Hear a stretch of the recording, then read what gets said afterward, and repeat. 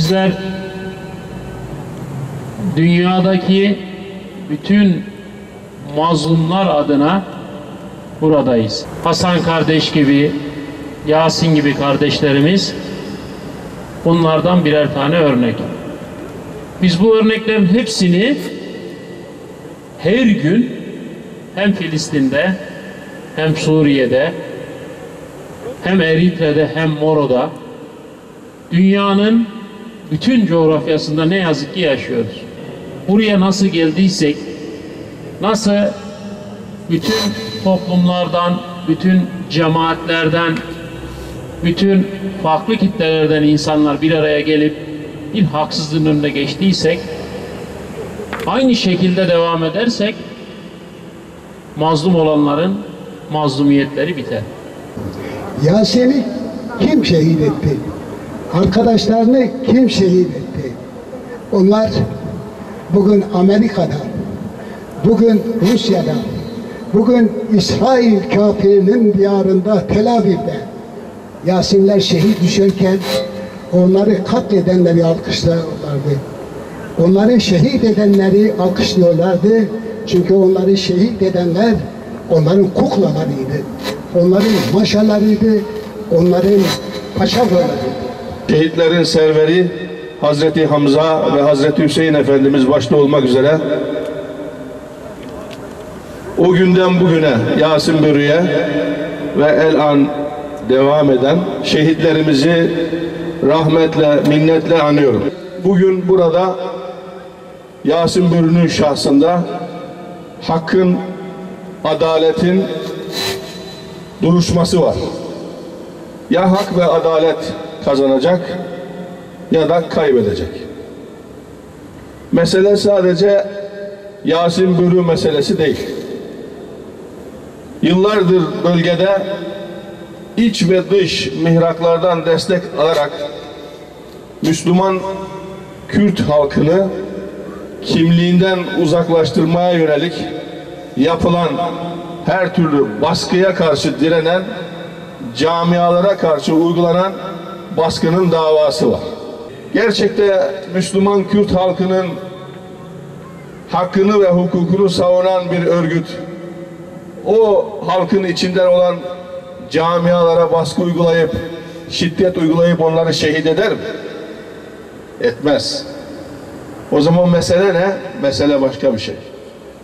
Bugün Kürt kardeşlerimizi bu coğrafyanın en muhafazakar, en İslami kimliğine bağlı sosyal yapısı olan kardeşlerimizi bu kimliğinden uzaklaştırmak istiyorlar.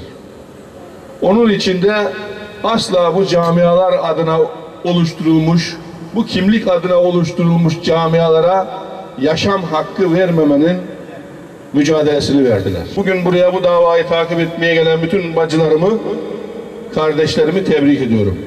Bu meşaleyi sürekli yanık tutan, başta Hüdapar olmak üzere bütün dernek ve vakıflarını bağlı tebrik ediyorum.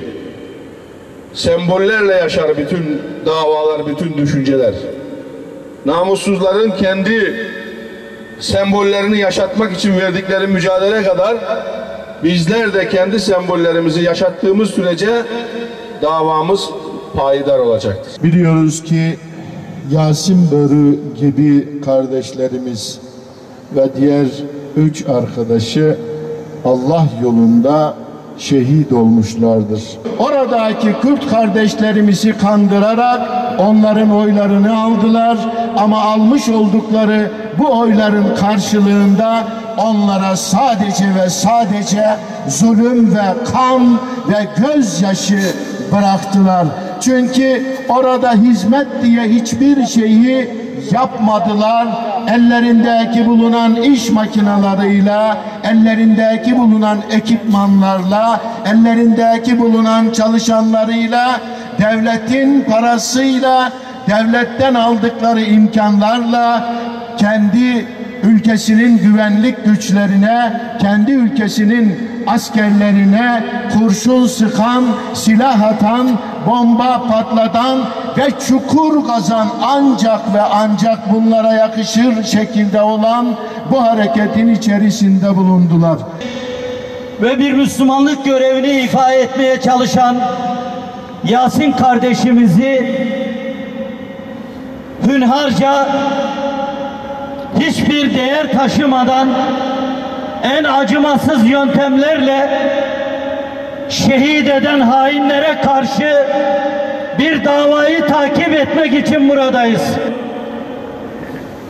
Bir Müslüman olarak, bir insan olarak vicdanı olan kim varsa hiçbir vicdan sahibinin kabul etmeyeceği ve yüreğinin parçalanacağı bir cinayete karşı bir yargı sürecinde mahşeri vicdanın sesi olmak için buradayız. Bunun için de değerli kardeşlerim, hepimiz şunu bilmemiz gerekiyor.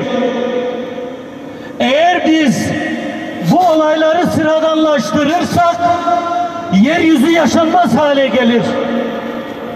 Ve acımasız katiller her yerde kol gezer ve hiçbir insan sahibi insan da bunların karşısına çıkmazsa insanlık ailesi topyekun perişan olur.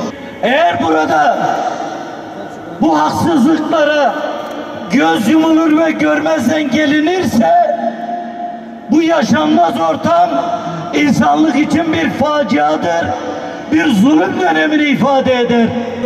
Ve buradan bir ses vermek istiyoruz. Artık yeter. Uçaklarınızla, oyuncularınızla, planlayıcılarınızla insanlığın yakasından elinizi çekin. Artık vicdan sahibi insanlar var ve bundan sonra da sizin bu zorbalıklarınıza bu alanları bırakmak istemiyoruz. Diyoruz ki evet, Yasin nasıl bir vicdani ve İslami hassasiyetle bir görev yapmışsa biz de bunun takipçisiyiz ve sizin ne kadar yıldırmak için yapacağınız şeriat varsa bunların hepsinin karşısında duracak ve insanlığın vicdanı olmaya devam edeceğiz inşallah.